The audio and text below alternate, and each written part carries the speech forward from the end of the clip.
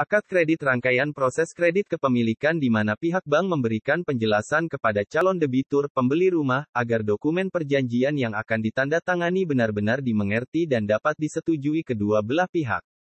Kamus Besar Bahasa Indonesia, KBBI, menyebutkan definisi akad adalah janji, perjanjian, kontrak. Dalam lingkup properti, janji ini dilakukan untuk mempertemukan pihak bank dan debitur ketika kredit pemilikan rumah, KPR, disetujui. Jadi, dalam jual beli rumah, akad adalah rangkaian proses kredit kepemilikan di mana pihak bank memberikan penjelasan kepada calon debitur, pembeli rumah, agar dokumen perjanjian yang akan ditandatangani benar-benar dimengerti dan dapat disetujui kedua belah pihak. Artinya, bisa dikatakan bahwa akad dalam proses KPR penting karena merupakan puncak dari proses pengajuan KPR. Setelah pihak bank menganalisis keuanganmu, rumah yang dipilih, dan disetujui, barulah pihak bank memanggil debitur untuk melakukan akad. Dokumen yang diterima ketika akad kredit, beberapa dokumen yang diterima saat akad. 1. Perjanjian kredit. Isi dari dokumen perjanjian kredit ini biasanya terdiri dari peraturan dari kesepakatan yang sudah dibuat dengan bank. Sebaiknya, kamu menyimpan dokumen ini meskipun akad telah selesai dilakukan. Tujuan jika suatu saat terdapat kesalahan dalam kredit, dokumen perjanjian kredit ini bisa jadi acuan. 2. Sertifikat tanda bukti hak dan izin mendirikan bangunan. Sertifikat ini akan menunjukkan namamu sebagai pemilik properti baru dari tanah atau bangunan tersebut.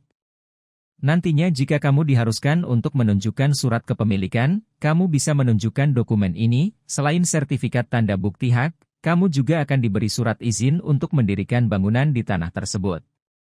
3. Pengakuan hutang dan kuasa menjual. Dokumen ini berisi tentang keterangan hutang dan kuasa untuk menjual bangunan terkait jika ditemukan si peminjam tidak bisa melunasi KPR. Dengan adanya surat ini, pihak bank bisa menarik kembali atau menjualnya jika terbukti pelunasan hutang sudah jatuh tempo namun tidak segera dilunasi. 4. Surat kuasa memberikan hak tanggungan. SKMIT. Surat ini digunakan untuk menunjukkan bahwa kamu secara resmi sudah memiliki hak tanggungan atas rumah KPR tersebut. 5. Polis asuransi. Saat kamu mendaftar KPR, kamu akan diberikan polis asuransi kebakaran oleh pihak perbankan guna menjamin keselamatan dan memberikan ganti berupa asuransi kepada pihak keluarga korban. 6. Polis asuransi jiwa kredit, AJK. Sama seperti polis asuransi kebakaran, asuransi jiwa kredit juga digunakan untuk memberikan jaminan kepada kamu sebagai peminjam dana KPR.